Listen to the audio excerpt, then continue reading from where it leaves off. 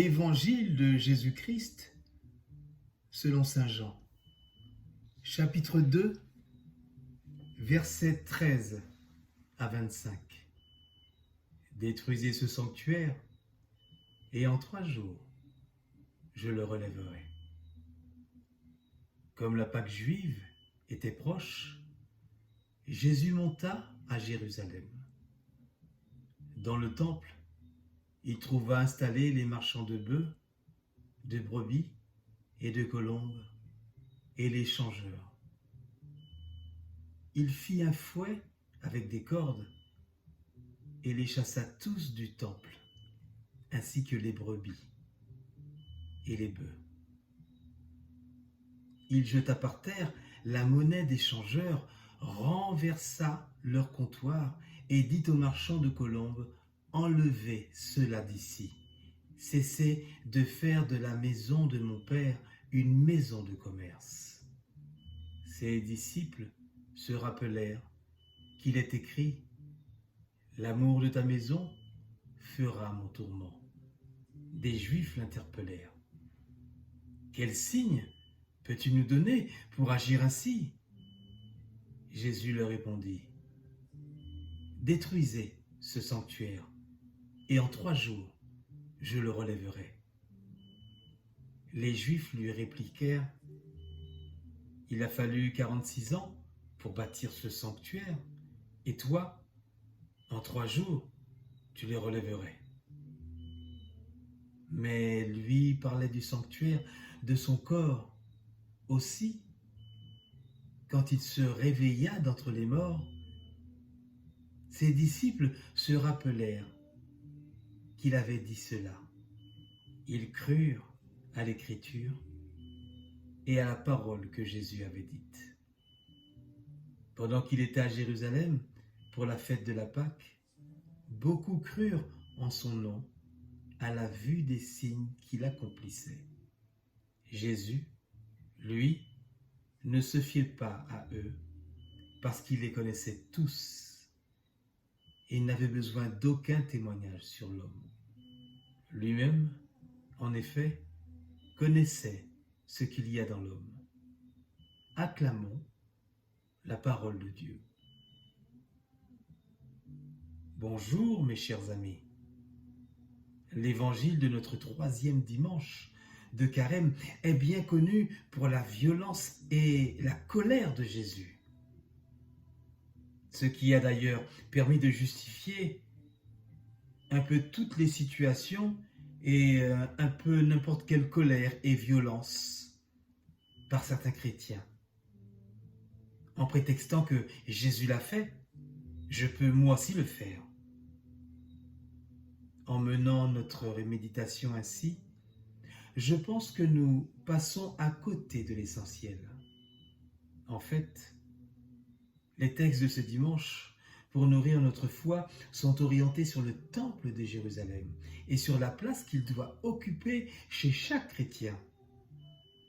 En hébreu, temple se dit maison. Le temple, c'est tout simplement la maison de Dieu.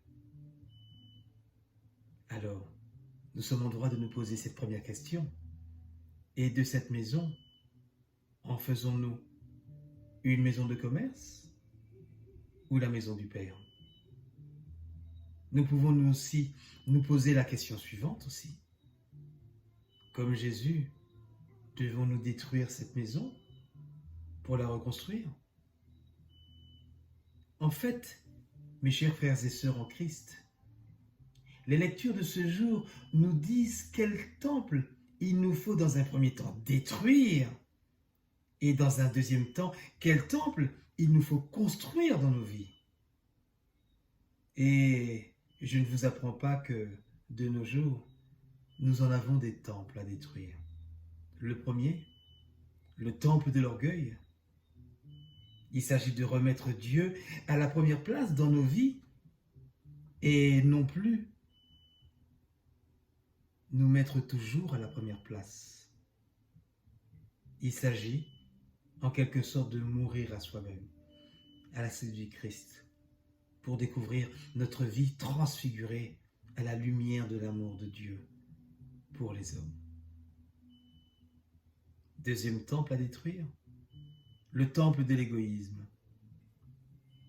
Il faut privilégier d'abord le prochain et le respect de l'autre avant soi-même. Concrètement, ça va être honorer ses parents, respecter l'étranger, ne pas convoiter ce qui ne nous appartient pas. Or, je profite de ce temps de carême pour me pencher sur moi-même et me détacher de ma vie matérielle pour aider mon prochain. Troisième temple, le temple des vanités. Je profite de ce temps de carême pour prendre conscience que la puissance de Dieu ne se déploie qu'à travers mes faiblesses, mes pauvretés, mon humilité.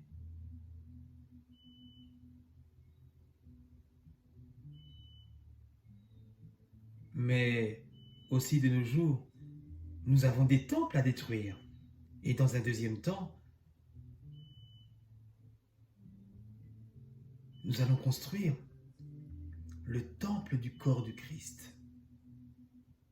Nous sommes les membres de ce corps, nous rappelle la première lettre aux Corinthiens, chapitre 12, verset 27.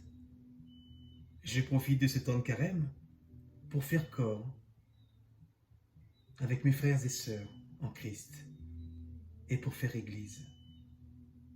Je vais chercher à dépasser mes différences de spiritualité, d'opinion politique, de catégorie sociale ou sexuelle pour ne faire qu'un seul corps. Et ce corps qu'il soit le visage du Christ pour le monde. Un visage de justice et de paix. Car Jésus reste la tête du corps du Christ. Et nous faisons communion avec le Christ par le sacrement de l'Eucharistie. Deuxième temple à construire, le temple du Christ, parole de Dieu. Le temple dont il est question n'est pas fait de pierre et de ciment, mais de la parole de Dieu le Père. Bien-aimés, vous l'avez compris qu'il y a tant à détruire et il y a tant à construire dans notre vie. Et en cette période de carême, de 40 jours, il semble bien peu et insuffisant pour édifier ce chantier. Alors, demandons au Seigneur, quel que soit le temple que l'on édifie, de nous rappeler que la pierre angulaire est le Christ, mort et ressuscité pour nous. Amen et bon dimanche.